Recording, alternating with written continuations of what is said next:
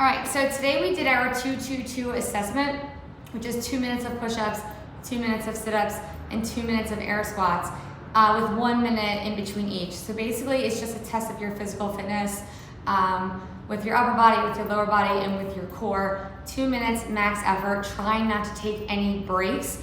And the way that the grading system works is you do your 2 minutes of push-ups, we put a block under your chest, and you make sure that you hit your chest to the block and then fully lock out your arms. For the sit-up portion, we do partner assisted, where people hold your feet.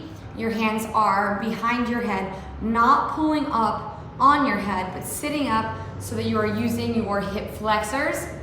And then for the air squats, we used a stack of blocks to ensure that you were breaking that parallel with your knees without folding forward, and ensuring that you were getting low enough by feeling that tap. So I will demonstrate real quick how we did it for each.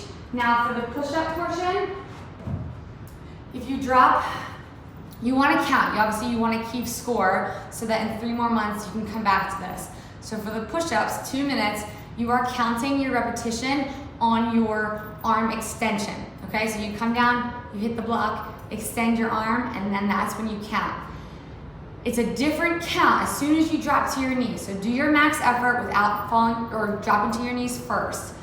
Then when you go to your knees, do not stop doing the push-up, just start over your count and have that in a new category, okay? So if the block is on the floor and I'm doing my push-ups here, I come down, 1, 2, 3, 4. Once I drop to my knees, I restart, so that's 1, 2, okay? But for those 2 minutes, I don't stop moving. So you really want to try and do as many as you can without dropping to your knees. And then once you hit that muscle failure point, then drop to your knees and restart your count. 2 minutes on the clock. Once that clock goes off and you hit your 2 minute mark, you're gonna take 60 to 70 seconds to relax your arms, relax your upper body, and get ready for the next set. Now, if you don't have someone to hold your feet, that is okay. You can slide your feet under a couch, put a weight across your feet, or work on doing sit-ups without having any of the assistance. So toss that block to the side. Now your sit-up rep count happens when your back hits the floor. So your feet are right in front of your butt. If someone is going to help you and hold your ankles, then make sure that they put their hands right on the tops of your ankles and that they're pushing weight downwards and not pushing against you. Again, your hands are behind your head. You are not pulling up on your head.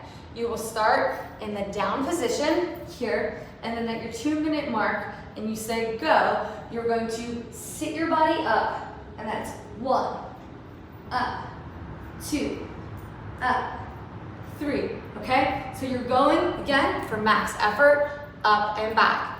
Now, you're not gonna have 2 different counts for the sit-up, so if you can't keep your hands behind your head and you end up needing to throw your arms forward, that is fine. Keep your repetition counting, but do not use your hands to pull or grab yourself on the way up. So if you're coming up and you're pulling on your legs like this, then do not count that repetition. But if you're coming up and you're throwing your arms up, that's fine. If you're rocking yourself up, that's fine. But if you use anything, if you use the floor, if you touch anything, then do not count that repetition. Again, 2 minutes of constantly sitting up and sitting down. And then the final movement you have are 2 minutes of air squats.